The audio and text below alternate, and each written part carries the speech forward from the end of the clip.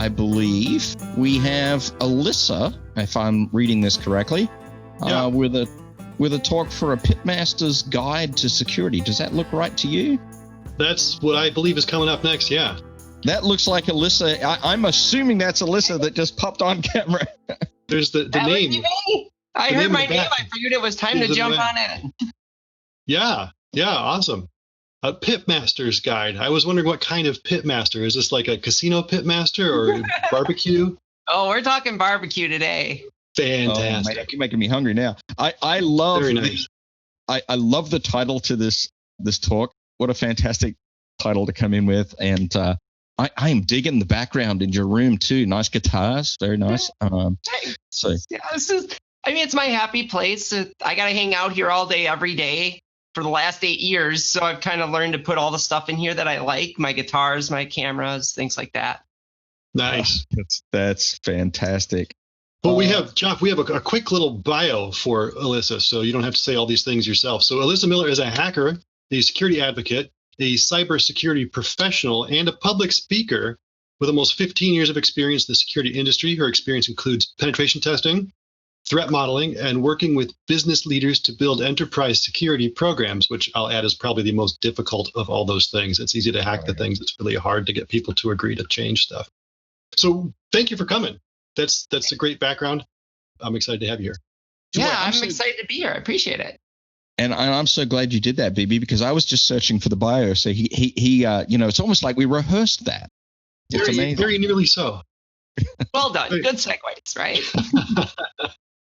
All right. Well, we are a couple of minutes early, so we're going to banter just for a short time. Hey, I'm gonna ask you a quick question. It's almost like it's a Security Weekly question, actually. How'd you get your start in information security, Alyssa? I'd just love to hear that. God, so I'm one of those people who kind of fell here by accident, right?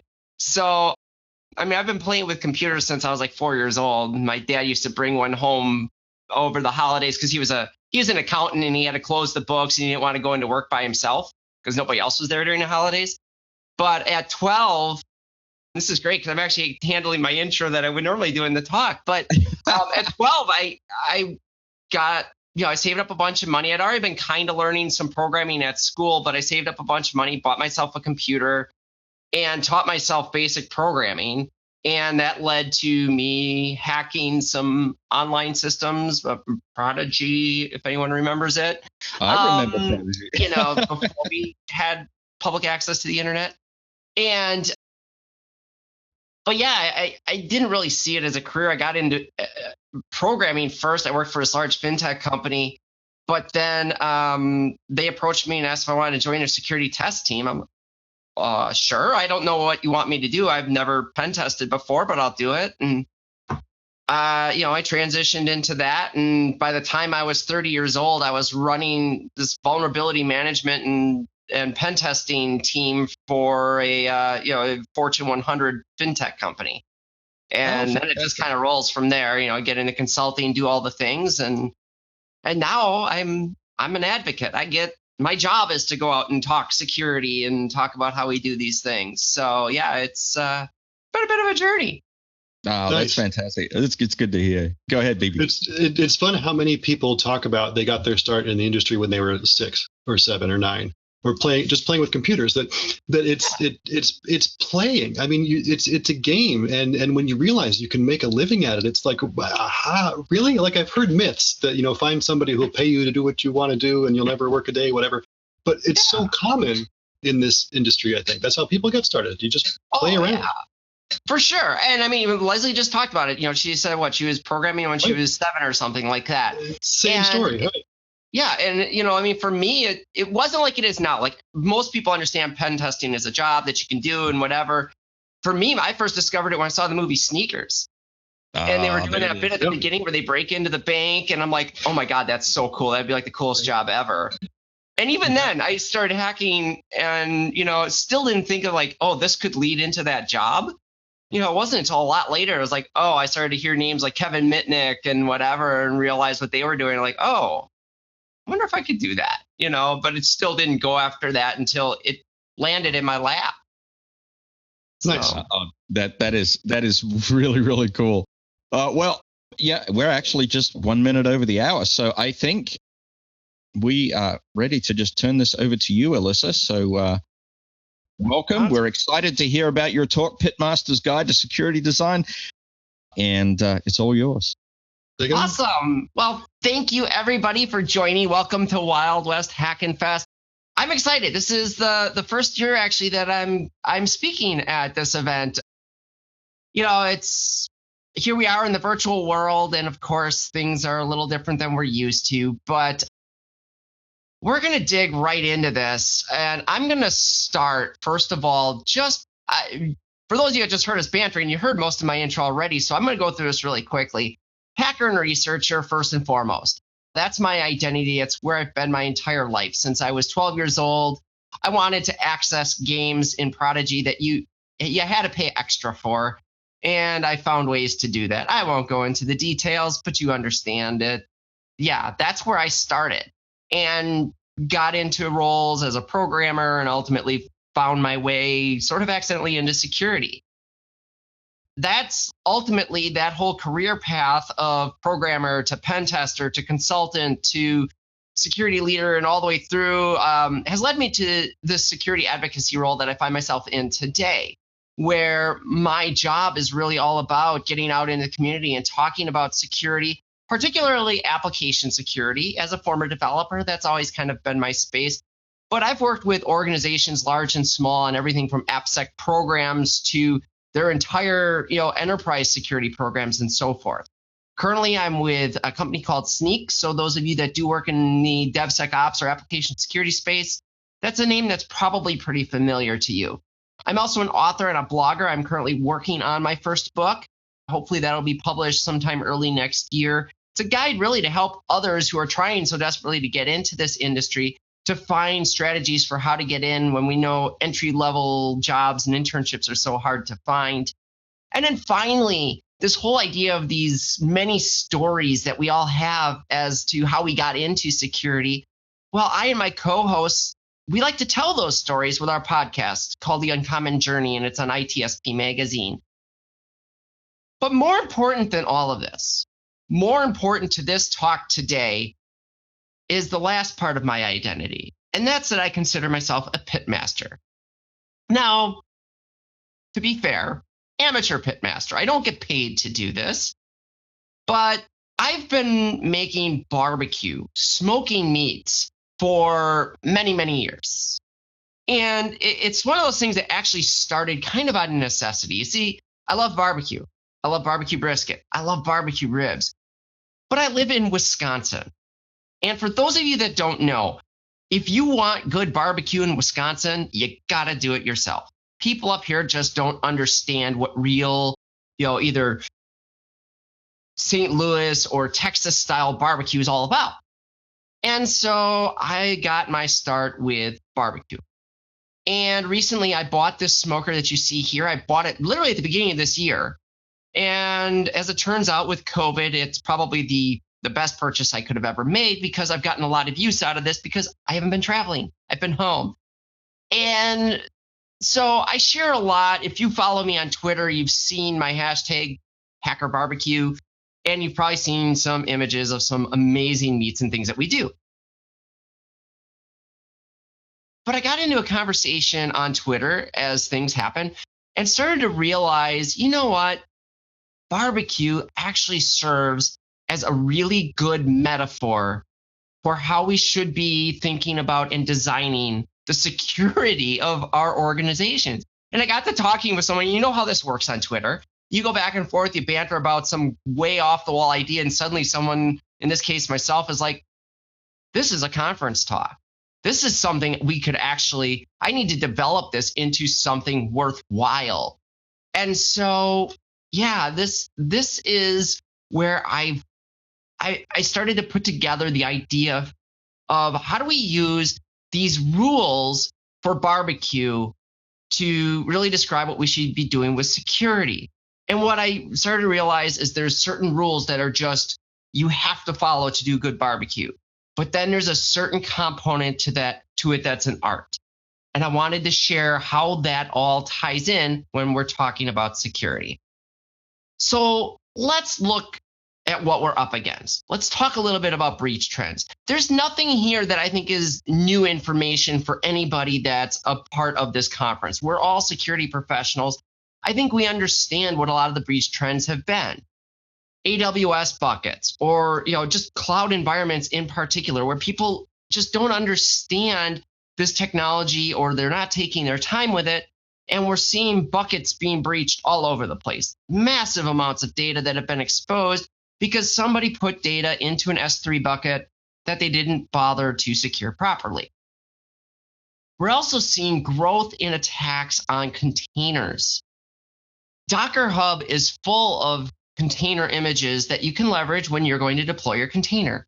They have these containers that are called official images, where you can start to build your Docker file, and you start by grabbing that official image maybe as your base image, and then you're going to build from there. And we're going to talk a lot about containers a little bit later and what that landscape looks like. And then we have my favorite topic, the Internet of Trash. I cannot believe the things that we are connecting to the internet today. I saw, I told a story earlier this year. What I thought was the most absurd thing I'd ever seen was a curling iron that was attached. It was a smart curling iron. It was attached to the internet, so you could control your curling iron from your mobile phone. Why do I need this? But just when you think that you've seen the dumbest idea, people take it further. Somewhere around June timeframe, there was a Kickstarter campaign for an IoT candle. I kid you not, someone created a candle that you could light remotely using your smartphone. Please tell me a genuine use case for that doesn't introduce a scary threat model of lighting candles when perhaps nobody's at home. And what really got me was it wasn't even like you could put the candle out from your phone. Like, that would make sense. I left the house and I left the candle lit and I want to put it out. No, you couldn't do that. So we continue to do these crazy things, and it puts us as security folks up against this environment that's super dynamic, and things are constantly changing, and we're just trying to keep up with it. So we start to think about these environments and where some of the most common breaches get their start. So last year I was working for a different organization. I was working at a consulting organization, and we did pen testing as a major part of our business operation. And we every year would look at the results of our previous year's pen test, aggregate the results, and just kind of analyze what categories were most prominent. And when we did this study, we looked and we saw that configuration management over and above any other vulnerability was the thing that we found most often in our pen tests for our clients. Now, when you think about the S3 buckets and such, this isn't really a surprise.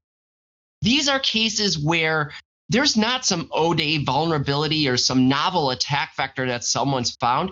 It's literally all the tools were there for you to secure this piece of software, to secure this environment, but you didn't do it.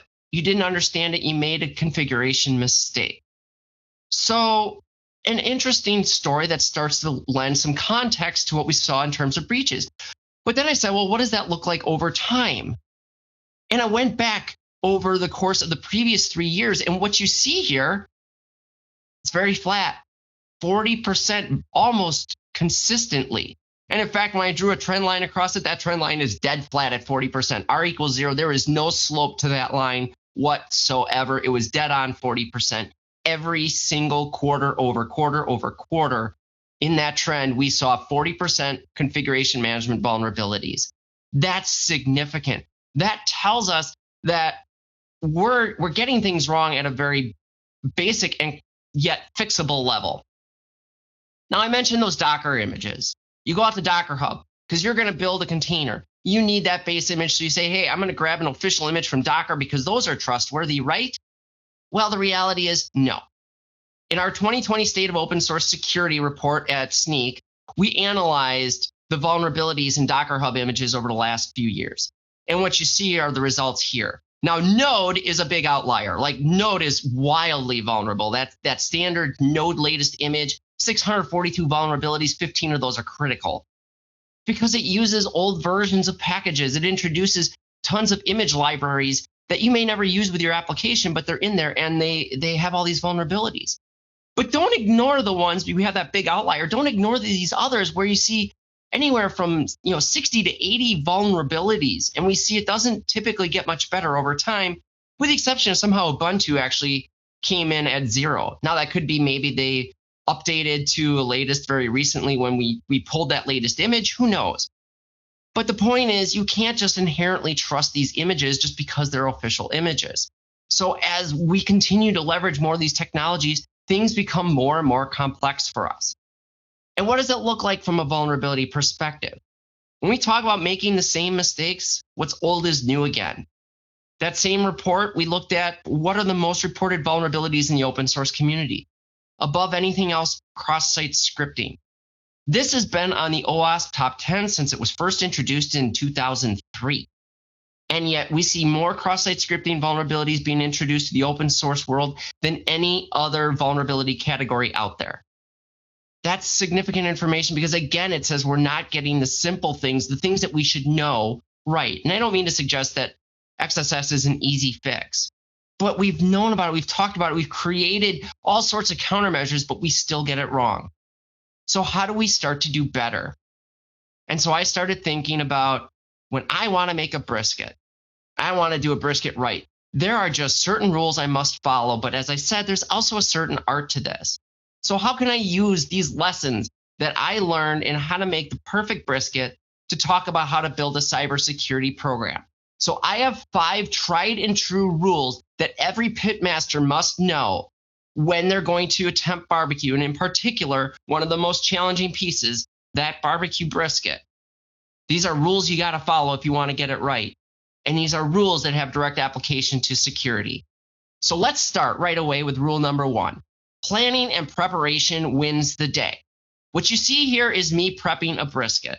You don't just go to the store, buy a brisket, and say, I'm going to make this on the grill tonight. If you're going to make a brisket and you think you're just going to throw it on and it's going to be ready to go, it doesn't work that way. And you're going to be eating the toughest, hardest, nastiest piece of meat you've ever attempted to chew. The fact of the matter is, to prepare a brisket takes all day. You have to plan in advance. You have to prep that brisket. You see here, I'm trimming off much of the fat that is on that brisket. Well, we love the fat. There's certain chunks of that fat that just have to come off, or it's not going to turn out.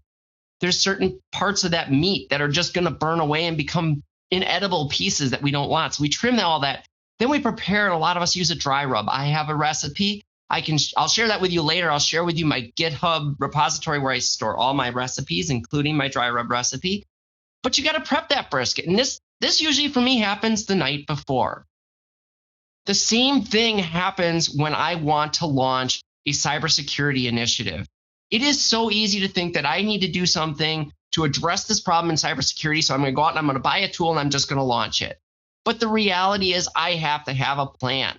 I need to be able to go in to that boardroom, a lot of cases, or maybe the executive committee, and present this in a way that they're going to understand why this initiative is crucial, what it means to the business, and why it's something that they need to invest hard-earned dollars from our organization into this initiative. Now, unfortunately, what we've traditionally done in security, we've gotten really good at this idea of FUD, fear, uncertainty, and doubt. We walk into the boardroom and we start telling them about all the really, really bad things that are going to happen if they don't spend the money where we say they should spend the money. You got to do these cybersecurity things. You got to install this latest technology. We got to, do these trainings. We got to do all this stuff because otherwise these horrible, nasty, terrible things are going to happen. And then we say even dumber things like, oh, it's not if you get hacked, but when.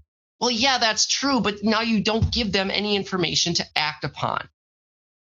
So why does fear, uncertainty, and doubt not work? Well, we can turn to neuroscience for the answer. And there's a great discussion on this that happened as part of a study totally unrelated to cybersecurity. North Shore University Hospital in upstate New York was having trouble with their rates of infection. And it turned out it was because people weren't washing their hands enough. So they did a study on how to improve the ability or the compliance with their hand washing policies. So what they did first was they installed video surveillance at every hand washing station. They notified all their employees they were doing this, and they said, hey, we're monitoring your hand washing. And what they found was they got less than 10% compliance with people being monitored, with the threat of getting in trouble for not washing their hands. On the flip side, when they then tried putting in signs that were automated, when someone washed their hands, it would pop up just a little thing that said, hey, good job, you washed your hands, some positive message. Suddenly they saw about 90% compliance. The reason for this is neuroscience tells us that if I want to discourage an action, the very best thing I can use is threats and fear, because it spurs a flight or fight option in my mind. And for most of us as human beings, that flight option is the first option we take if possible. If I can stay away from the threat, I'm going to avoid the threat. Tell me that I'm going to drown if I go in that lake, I'm probably not going to go in the lake. Tell me I'm going to burn my hand by touching that hot stove, I'm probably not going to touch the hot stove. That's the way it works. But if I want to spur someone to action, if I want you to invest money in this thing I'm telling you I need to offer a reward. That is the most effective way for me to encourage action. So how do I do this in the business sense? Well, the good option, we'll talk good, better, best. The good option is to demonstrate cost savings. Now, I did this once at an organization. They wanted to buy new next-gen endpoint software. So basically, we're talking, like upgraded antivirus, essentially. And they were trying to justify it. So I told them, hey, talk with your IT help desk about where they spend the most time. And predictably, what they found out was that the IT help desk was spending a ton of time helping people deal with ransomware attacks. They were spending a lot of time ransomware and malware. They were spending a lot of time rebuilding their machines as a result of these attacks. So suddenly it became really easy to demonstrate, hey, if we install this new software, it does a better job of capturing and preventing these malware and ransomware attacks, we'll save money in the help desk. That's a great way to sell that as a reward. It gets better when you can add a wish list item to that. Every IT organization I've ever worked in has those wish list items that you're not getting to because you don't have the resources, you don't have the money, you don't have the time. So if you can show these savings, you can now demonstrate how that's going to enable you to tackle a new wish list item that you couldn't do before. So now you've attached your expenditure to something outside of that investment that you're also delivering value on. That's crucial. But the best way to do this, when you think about boards and you think about executives, they're thinking in terms of the grand scheme of the organization. If you can show them how your cybersecurity initiative is going to open up a new line of business or a new market for them, that wins the day 100 out of 100 times. That wakes them up. That opens up their eyes. That gets them to put their phones down and pay attention to what you're going to say. Now, how do you talk to the board? Now, I do a whole separate presentation on this, so I'm going to give you the 30-second Reader's Digest version. When you're going to talk to executives, you're going to talk to the board. This is not like giving your normal sales presentation. You don't start with, hey, here's what I'm going to tell you, then tell them it, then recap it. No, your time is of the essence. You need to be prepared to get everything that is most important out in the first 3 minutes. That's all you've got. So you line up your presentation. If you even use a PowerPoint, you line up that presentation so that the very first thing you talk about are the most salient points that you need them to understand. Because after the first minute or two, their minds are dark and you may not get much more than that. Be prepared to be interrupted. It's going to happen. When you're talking to executives, you're talking to the board, they have 1,000 things on their mind. Their minds are going 100 miles a second, regardless of what meeting they're in. You're not going to have their attention. They want to get to the core root of what it is that they need to know. They're going to interrupt you and they're going to ask questions. And that brings me to my last point. Anticipate what those questions are going to be. Be prepared to answer them. You can get away with 1, maybe 2. I'll have to check on that and get you an answer type things. But if you don't have answers to their questions, you don't go in there prepared, you lose your credibility. That's how you need to speak to them when you go before the executive committee or you go to the board of directors. So rule number 2 then, low and slow, you cannot rush it. When I'm cooking a brisket, I am cooking a brisket at a very low temperature for a very long period of time. I'm doing this because in order to make brisket tender, I have to render the fat and I have to turn it into this tender piece of meat, which only happens when I raise the temperature of that brisket to a much higher temperature than you would ever cook any other beef. You think about a steak. If you want it medium rare, you're cooking it to 140 degrees. When I'm talking about brisket, I'm talking about taking it to over 200 degrees internal temperature. And how you do that without burning the living crap out of it is you have to do it low and slow. You see upper left corner there, 225 degrees. 225 to 250 is the temperature I'm smoking that brisket at. And it's taking 8 to 10 to 12 hours to get it up to that final temperature where it's finally tender enough to eat and be juicy and to enjoy it. So when it comes to cybersecurity, we have to understand we can't boil the ocean. We are not going to be able to defend our entire network tomorrow and make it completely vulnerability free and make it unhackable.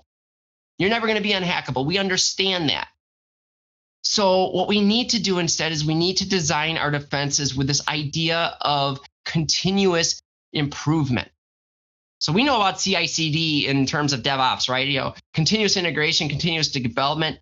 I always tell people you need another CI there, and it's continuous improvement. How do we get better over time? And that's how we need to think about cybersecurity. We need to make sure our defenses are constantly getting better and better and better. We can't set expectations that we're going to fix everything tomorrow because that's not attainable. It's not going to happen. So for this, I use a castle analogy. And I know everybody in security cringes when they see the castle metaphor brought up because for years we've used this and we've used it in all the wrong ways. When I talk about castle metaphor, you need to understand how castles like this were built. This is Dover Castle. It's a medieval castle in England. And when they constructed castles like this, the way they started was with this large monolithic structure you see in the middle, which was called the keep. And that keep was the most fortified structure of the entire castle. They built it on top of a hill, and inside that keep, they put everything that was most crucial to them, their most critical assets. And then from there, they started to build defenses around it. You see walls, you see moats, you see second walls and third walls. There's actually 3 separate concentric walls around Dover Castle. And they put archers and all these things up on the walls and observers and everything else, all these defenses, but it all centered around protecting that keep. We need to think about our cybersecurity defenses the same way. It's not about building that outside wall and then trying to defend and build defenses inside. It doesn't work that way. We've tried that for too many years. The 2 decades that I've been in security, we've been doing that and we've been doing it wrong. But it all begins with understanding what our assets are. And so we need to understand them in terms of business context. If I ask you what your critical assets are and you start to come back to me with names of applications or systems, you're already doing it wrong. What matters is what is important and what's critical to the business. That might be private data. It might be critical functions. Leslie was just up here talking about ICS before. And you think about these industrial control systems, their critical function is to keep that business moving, keep cranking out widgets, keep delivering utilities, whatever it is. Those are critical assets that we as security folks need to be willing to defend. Of course, financial assets are important here, but what about people assets? How often do we think about people assets in terms of cybersecurity defenses? They kind of get lost in the shuffle. Yeah, we think about social engineering and some of that, but what about the people that are actually crucial to the business and defending them from a person perspective, not just their role in the security space? And then, of course, we have all those secrets. They might be trade secrets. They might be other things. Whatever it is that drives our business, these are the critical assets we need to be worried about defending. Now, how do we defend them? Let's think about that analogy again of the castle and how that applies to our cybersecurity defenses. We have our critical assets in the middle. Then we have different forms of defenses, just like we see in a castle. We have, first of all, those detection mechanisms, right? The lookouts at the top of the tower who are watching for incoming intruders. We have mitigation defenses. These equate to things like those yards that you see between the different walls. And those are meant to do nothing but buy us time. So detection says, hey, I see a problem. Mitigation is there to make sure that That problem that we see, we have time to react to it before it can do something detrimental to our networks. And then finally, we have the preventative defenses, the walls, the archers, the cannons, all the things that we would use that actively fight back against those intruders. These are the things that we use the mitigation strategies for, so we can set up the time to launch those preventative measures. We need to think about cybersecurity the same way, starting at the critical assets first, and then building those defenses out from around the critical assets. This is how we make sure that our security initiatives tie back to what is most important for the business. So we're taking those assets, we identify where they are in terms of IT assets. We start to establish those micro perimeters and defend those micro perimeters. That might be things like network segmentation, database encryption. What are we doing from role-based access control and IDAM perspectives? Start assessing those defenses once they've been implemented. And then it's wash, rinse, repeat. Do it over and over again. Establish that next micro perimeter, build more defenses, and build out from there. This is what gets you to that model of continuous improvement, taking it low and slow and getting better over time. So that brings us to rule number 3. Good smoke is essential. Dirty smoke will ruin you. What you see in this image here is what we call good smoke or clean smoke as a barbecue pitmaster. This is what I want when I'm smoking meat. I don't want that big billowy white smoke, because that billowy white stuff, that's creosote. Creosote means I'm not burning efficiently. And that creosote imparts a very bitter taste into my meat. And once it's into the meat, it's there. There's nothing I can do about it. My meat is ruined. So what I want is good, clean smoke like this, where it's very blue, or it's maybe not even visually detectable at all, other than maybe a little visual distortion from the heat. That's the kind of smoke I'm looking for. It says I'm burning my fuel efficiently, and it's imparting that good burnt taste into my meat without introducing the bitterness of the creosote. So, but what does that mean in terms of cybersecurity? Well, I need to be watching and paying attention to the same things. Am I getting good smoke?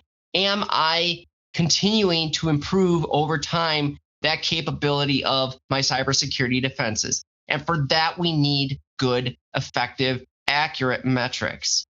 We talk about metrics a lot in cybersecurity, but we throw metrics out there in a way that they're not really useful. A lot of times we say, well, I'm going to track how many open vulnerabilities I have. Well, that's great, but does a high number of open vulnerabilities mean you discovered more vulnerabilities because you're testing better, or you discovered more vulnerabilities because you're creating more software, or you're creating software with less quality that has more problems?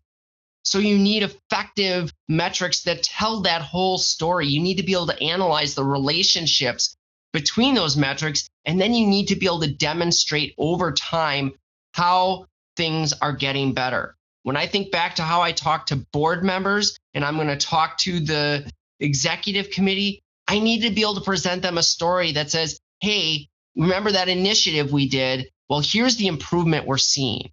And I'll caution you, don't take metrics into the boardroom. Take a story. It is important that you have a story. You can say, yes, we've improved by 47%. Have the numbers available in case they ask.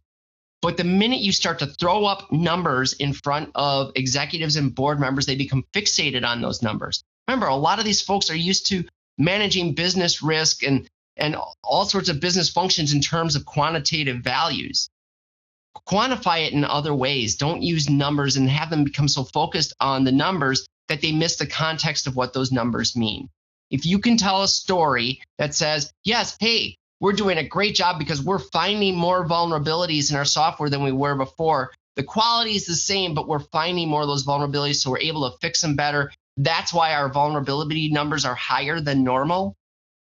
That's a great story, rather than going in and saying, yeah, hey, we're finding more vulnerabilities.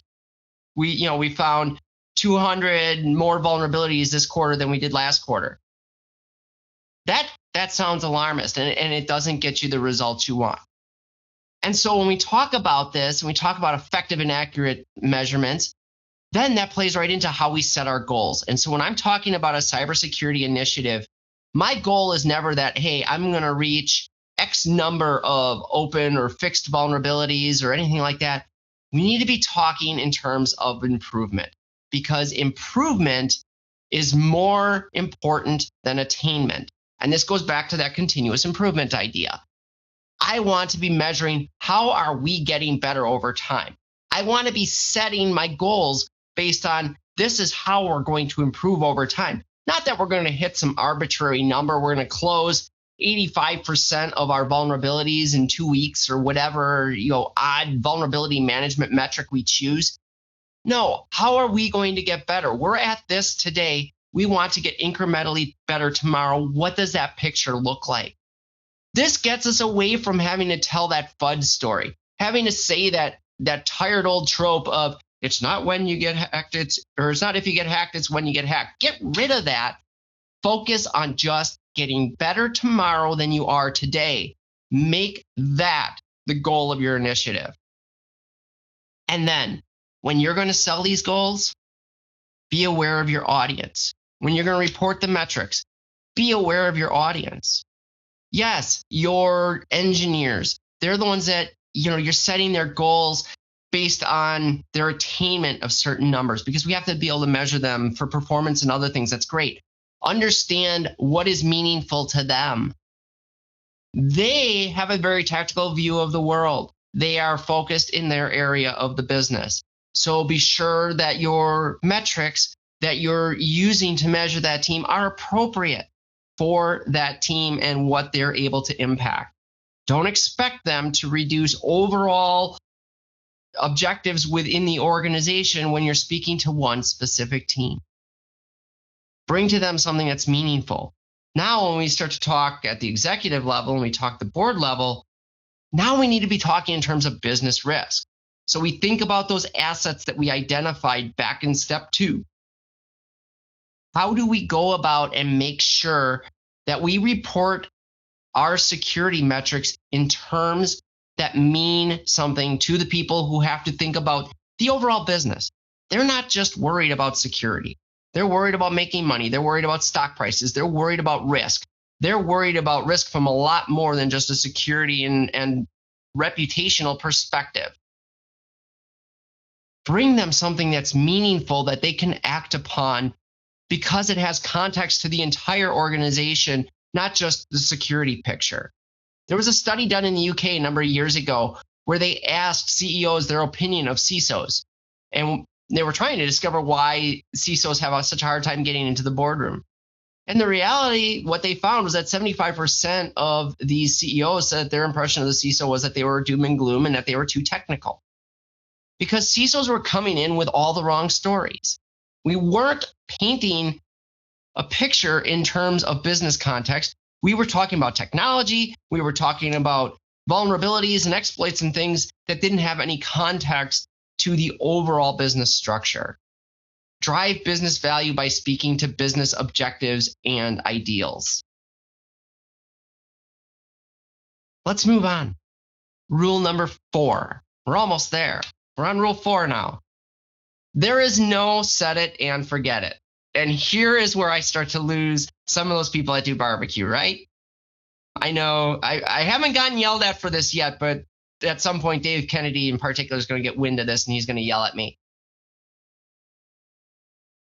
Those who use pellet smokers understand that there is a certain set it and forget it, right? A pellet smoker is designed so that you can literally turn a knob, set a temperature, you pour a bunch of pellets in, it's going to manage the temperature.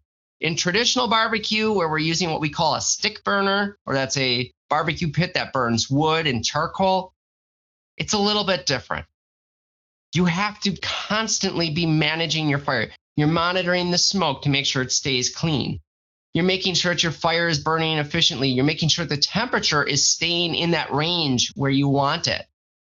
Now, you don't have to watch it every minute, but you do have to be constantly aware.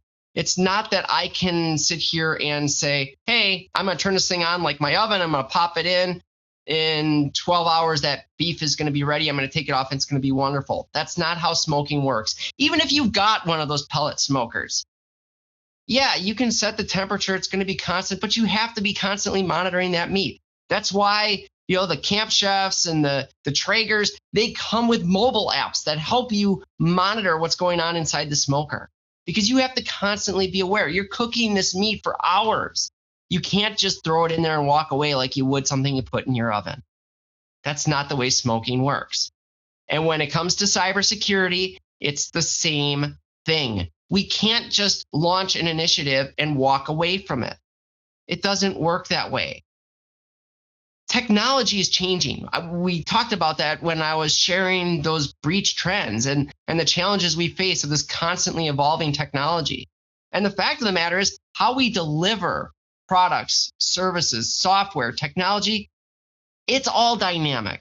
And we have a lot of conflicting motions. I mean, this idea of DevSecOps, where we have this continuum, we're constantly flowing, and we have these phases of DevSecOps.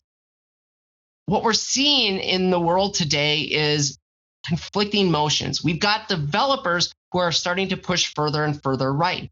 Their responsibilities play more and more into the post-deployment world. They're the ones defining the architecture. They're creating infrastructure as code. Developers have responsibility across this entire delivery pipeline now.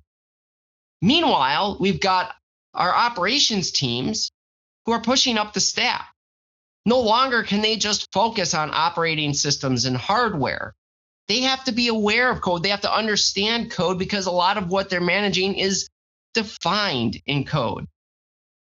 They're having to manage virtual environments, containers. They're moving into cloud environments and doing serverless. They're using things like Lambda. All of that is not your traditional operational space. So they're moving up the stack. And then, of course, we've got security.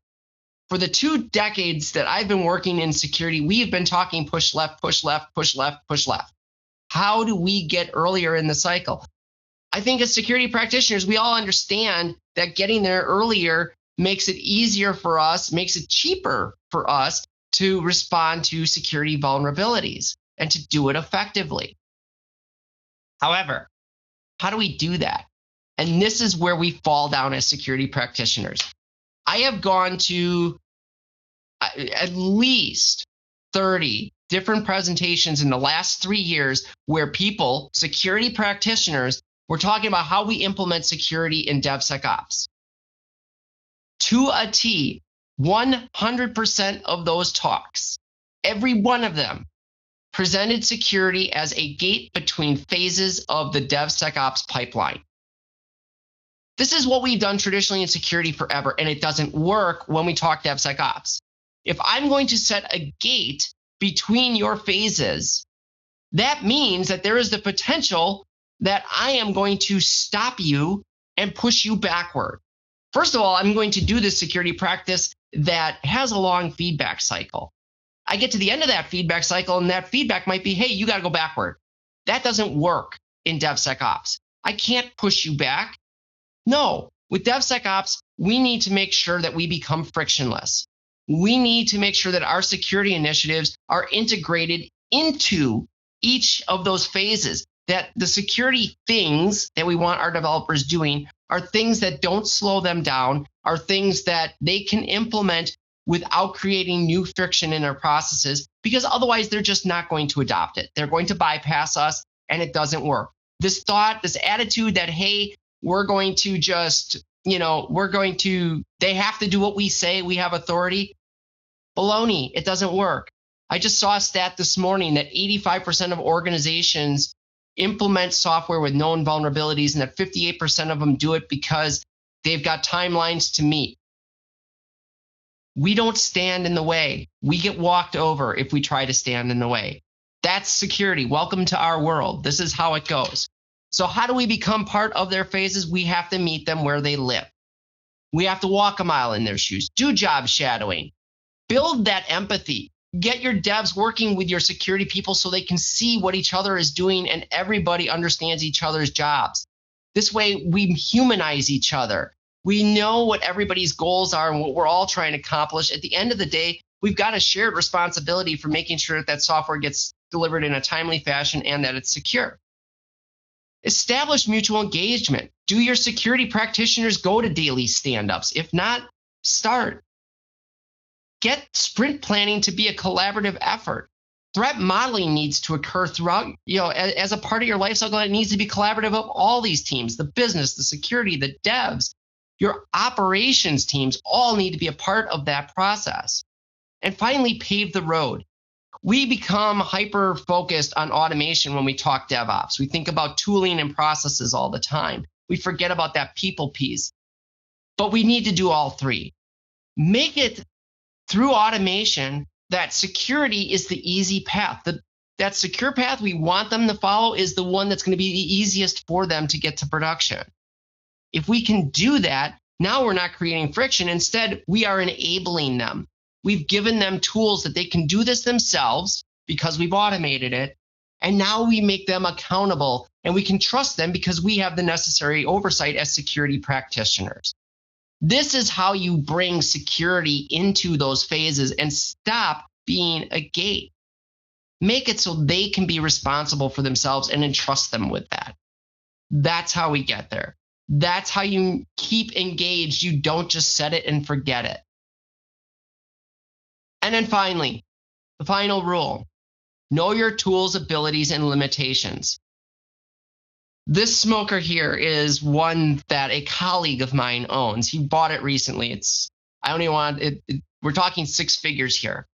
I look at this, it looks super cool. It looks super exciting. Like, oh my gosh, I would love to cook something on that.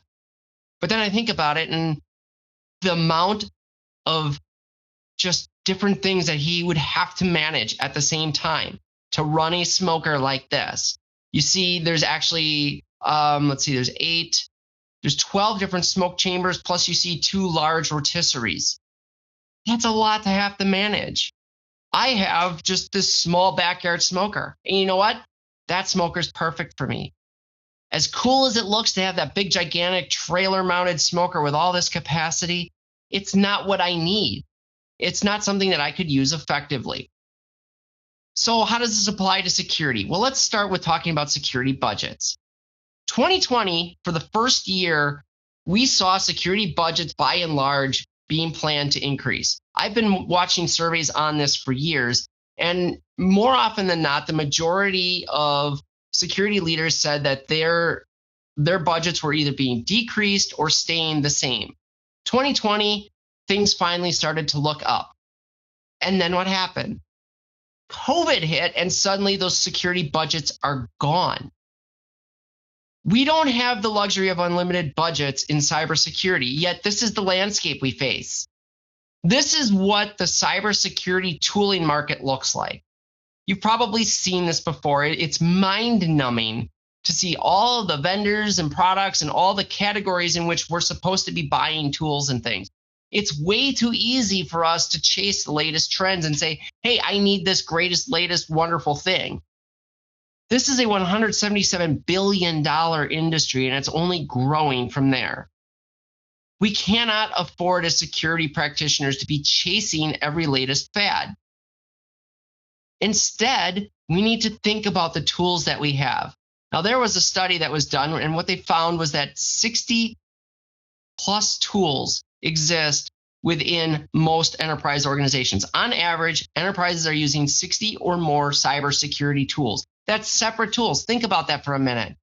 We want to collect cohesive metrics and have things automated and working together. We've got 60 different tools we have to figure out how to make work together. That's a challenge. The next stat that they found, and this shouldn't surprise you, is that 35% of those tools have overlapping functionality. Now, wait a minute. We're buying 60 plus tools and 35% of that has overlapping functionality. There must be a more effective way, right? Well, that then leads to this last statistic, which is that 80% of those tools are being underutilized. That means that these tools have capabilities that aren't being leveraged in our environments. And you can see this is from that same FireEye Mandiant report again. This is significant. In an era where we have limited budgets, we need to be smarter about how we're spending our money. We need to look at how we can leverage the tools we have today to make things better. So let's bring it all back together. rule number 1, planning and preparation wins the day. You got to plan how you're going to win executive sponsorship and drive business value. You can't rush it. Keep it low and slow. It's the same thing when you're securing your environments. You cannot secure everything right now.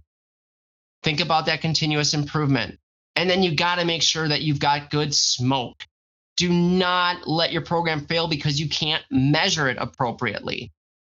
And don't expect that you're going to be able to set it and forget it. You need to build that culture of enablement and accountability with your developers and your development teams. And then finally, look at those tools, know your abilities and your limitations, maximize the existing tools. Look at how you can leverage what you have today to do better, and don't go chasing those fads. Follow these rules, you end up with a beautiful, gorgeous, juicy brisket. And you end up with an environment that's continually becoming more secure day over day. You're improving your security posture on a continuous basis. So let's go dig in. So with that, it's pretty much time for me to wrap up. Just a few things I'd like to share with you. First and foremost, I mentioned my GitHub where you can find a bunch of different barbecue and other recipes, including my dry rub recipe. Also pay attention to barbacan.com. Whenever we get the heck out of COVID, this is going to happen. This will be an InfoSec/barbecue conference. We will have all the foods. It will be tasty. Hashtag Hacker's Kitchen, hashtag Hacker Barbecue. You can find more about what I'm doing in the barbecue space and in all of my recipes there. Check those out on Twitter. You'll find all sorts of great images of tasty, tasty meats. And then finally, this is where you find me on social media. You've got my Twitter handle there. You've got my LinkedIn address. You've got my website. I invite you all. Reach out. Let's continue the conversation. With that, thank you all for joining us. I really appreciate it. Thank you, Wild West Hackin' Fest, for having me. Thank you, Sneak, for allowing me to be here today. And thank you all for attending. I can't say how much I appreciate it, how exciting it is to be a part of this today. Thank you so much. Very nice. Thank you for that. So is everybody hungry now? I'm officially your biggest fan because you made me so hungry. Right. All accomplished. So Barbacan, is that something you do at, like you roast things nearby other conferences, so there's places to go, or is it its own thing? The plan is for that to be its own thing. This is actually something that we've been kind of kicking around the idea, a bunch of us on social media, and finally it was, again, another one of those things where you just talk about something cool. It's like, wait, we should really actually make this happen. So nice. I've got sponsors already lined up. I've got a butcher who's all set to sponsor us with meat. We are, it's a thing. It's going to happen. I need to know when COVID is going to be to a point that we can actually have get-togethers, and then I can set a date and location and all that happy stuff. Right. Let us know. We're all coming. Yeah. No kidding. For sure. Alyssa, thanks for making us all hungry, and thanks for a great talk. I guess we need to throw it open to Discord really quickly. Does anybody have any questions for Alyssa that they would like to pose in the channel? And, with that said, I'm sure Alyssa will probably hang out a little bit afterwards. Hopefully she will in the Track One channel.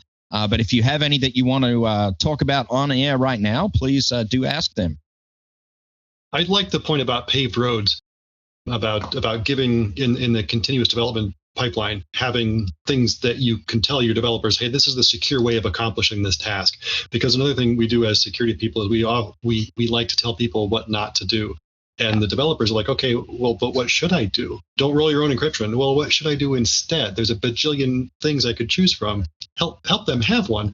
You do the analysis, find one that works, approve it, tell them, hey, anything you do with this is awesome, go. And now they're your friends because you've solved a problem and not gotten in your way. So paved roads. That's that whole empathy piece, right? And that's where having those integrated points where you work together functionally makes such a big difference. Yep. Stu says, can we expect more meat-based presentations? I mean, I'm thinking that's probably going to become a thing. It's sort of become my signature deal during COVID. I don't know how that happened, other than I bought a new smoker. And I mentioned Dave Kennedy before. He and I started like tweeting things back and forth. And before I knew it, everybody was like, where's the barbecue pictures? We need more barbecue pictures. So yeah, every time I roll out the smoker, there's pictures of tasty meat. You know, there is a legitimate question. What kind of wood do you use for smoking? I love it. Oh, forget cybersecurity. We're talking barbecue today at Wildest Hackin Fest. But no, seriously, I most often I use cherry simply because I buy it in like a full face cord at a time. And cherry is one of those that mixes well with other woods. So I can mix it with like an oak or something if I want a little stronger flavor. But I can also use it by itself if like I'm doing like fish or something where I want something that's a lighter flavor, and it's, so I like that because it's like a really good general purpose wood. I can use it with anything. And if I need a little stronger flavor, I can add in some hickory or oak or whatever along with it just to add a little extra flavor. And there was one other question is, how long did it take to fully hash out the connection between cybersecurity and barbecue? I mean, God, that's a good question. It was last October was when this first started to go down. I remember that specifically because I was at another conference watching someone speak and we were tweeting about this. It didn't take long because it was like one of those things where people started like, someone mentioned, I'm like, yes, I'm making this a conference talk. And I started to throw out ideas and other people started tossing in things. So it rolled off pretty fast. But then, yeah, it was like I had to actually formalize this into a talk and draw on a lot of the research and things that I have out there from past lives and so forth to really make it cohesive. So it took a couple months to really build it into this overall strategy. And I think the first time I presented this was Circle City Con, which was, I remember when that was June, I believe. But and of course it continues to evolve since. We have all sorts of new research coming out all the time. In fact, I've got new stuff to add to this after this talk because it just came up this morning. So, yeah, never-ending story, right? That's with all of us. Well, great talk. We really appreciate it. We do have a few minutes of banter here between times, but Alyssa, we're going to let you go. If you could, if you don't mind, hanging out a little bit in the Discord and just responding to a few folks' questions if they have them. I bet you there are going to be a lot of food-focused questions. I was going to say, I'm seeing lots of food images floating by in Discord right now. It's right. Pretty cool. You were kind of asking for it. You gotta admit. Absolutely. They're good though. I had no idea that cherry was a smoking wood. That was a new one for me too. I was always thinking oak. Really? Yeah, oak or mesquite or those are. I mean hardwoods in general, but a lot of fruit woods. Applewood is real common. Cool. Cherry is really common. You have like your hardwoods, and really any hardwood will work. But yeah, fruit woods and nut woods are particularly popular. Nice, interesting, awesome. Well, I appreciate it. Thanks, everybody. Take care. And I'll stick around in the Discord for a while yet too. Awesome. All right, perfect. Thank you so much for being here. Take care.